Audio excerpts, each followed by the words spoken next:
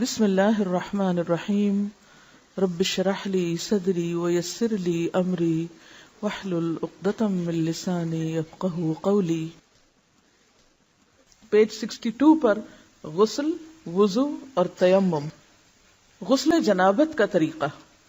حضرت میمونہ رضی اللہ عنہا بیان کرتی ہیں کہ رسول اللہ صلی اللہ علیہ وسلم نے غسل کا ارادہ فرمایا تو سب سے پہلے دونوں ہاتھ دھوئے۔ یہ غسل جنابت یعنی ناپاک جب انسان ہو جائے تو اس کے بعد پاک ہونے کے لیے جو غسل کرنا ہے اس کا طریقہ۔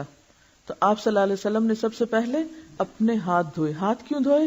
کیونکہ باقی کام سب ہاتھوں سے ہی کرتا ہے انسان، تو اگر صفائی کرنے والے ٹول صاف نہیں تو صفائی کہاں ہوگی۔ پھر شرمگاہ کو دھویا یعنی استنجا کیا۔ پھر بایاں ہاتھ جس سے شرمگاہ کو دھویا تھا یعنی استنجا کیا تھا زمین پر رگڑا، پھر اس کو دھویا۔ زمین پہ کیوں رگڑا؟ اس لیے کہ اس زمانے میں صابن اس طرح اویلیبل نہیں ہوتا تھا، تو مٹی پاک کرنے والی ہوتی ہے، مٹی کے اندر ایسی صلاحیت ہوتی ہے جو جرمز کو کل کر دیتی۔ تو اگر آج آپ کے پاس صابن ہے تو اس کے لیے ضروری نہیں کہ آپ مٹی پر ہی ہاتھ رگڑیں، کہ اب آپ پریشان ہو کہ ہمارے واش روم میں تو ٹائلز لگی ہوئی ہیں اور مٹی نہیں ہے تو کیا ہمارا غسل نہیں ہوگا، تو اس کا آلٹرنیٹ آپ استعمال کر سکتے ہیں۔ پھر کلی کی اور ناک میں پانی ڈالا، پھر چہرہ دھویا، پھر کوہنیوں تک ہاتھ دھوئے، پھر سر پہ پانی ڈالا اور بالوں کی جڑوں تک پانی پہنچایا۔ یعنی صرف پانی ڈالا ہی نہیں بلکہ مل کے سر کو بالوں کے جڑ یعنی جہاں سے بال اگتے ہیں اس سارے حصے کو خوب تر کیا۔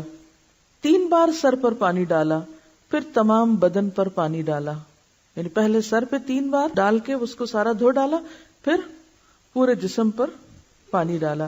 پھر جہاں آپ نے غسل کیا تھا اس جگہ سے ہٹ کر پاؤں دھوئے۔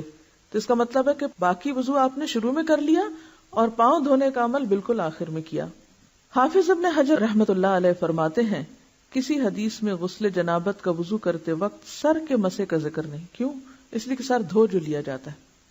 حضرت عائشہ رضی اللہ عنہا اور حضرت عبداللہ بن عمر رسول اللہ صلی اللہ علیہ وسلم کے غسل جنابت میں وضو کا ذکر کرتے ہوئے فرماتے ہیں کہ آپ نے سر کا مسح نہیں کیا بلکہ اس پر پانی ڈالا۔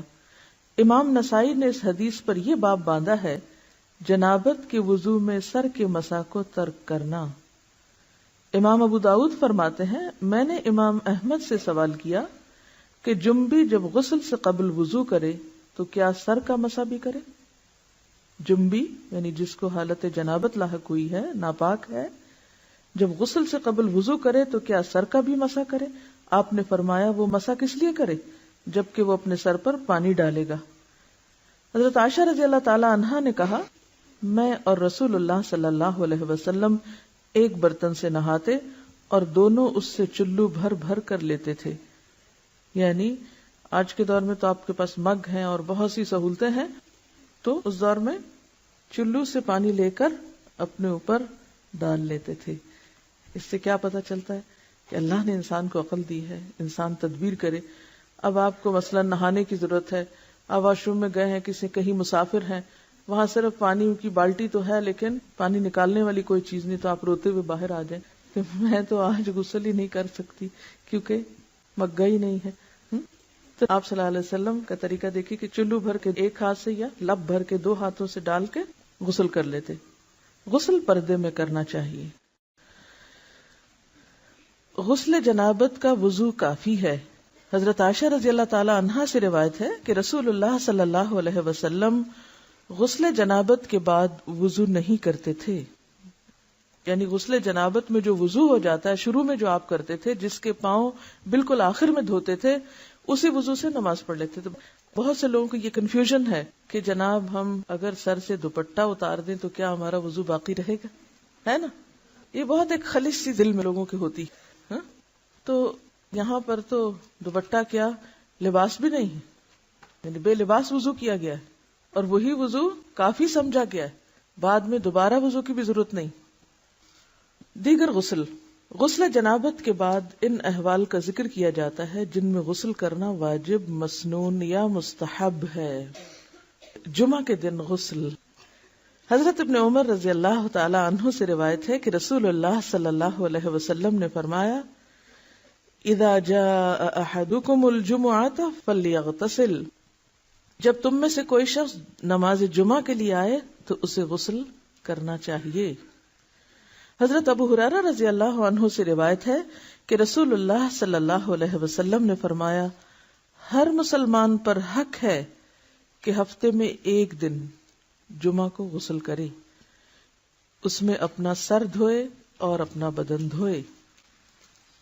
حضرت ابو سعید خدری رضی اللہ عنہ کہتے ہیں کہ رسول اللہ صلی اللہ علیہ وسلم نے فرمایا، جمعہ کے دن ہر بالغ مسلمان پر نہانا واجب ہے۔ ابن جوزی رحمت اللہ علیہ فرماتے ہیں، جمعہ کے دن غسل واجب ہے کیونکہ اس کی احادیث زیادہ صحیح اور قوی ہیں۔ ابن حزم اور علامہ شوکانی نے بھی اسی مذہب کو اختیار کیا ہے، یعنی اسے لازم قرار دیا ہے۔ لیکن اگر کوئی شخص کسی وجہ سے نہیں کر سکتا تو وہ گناہگار نہیں ہوگا۔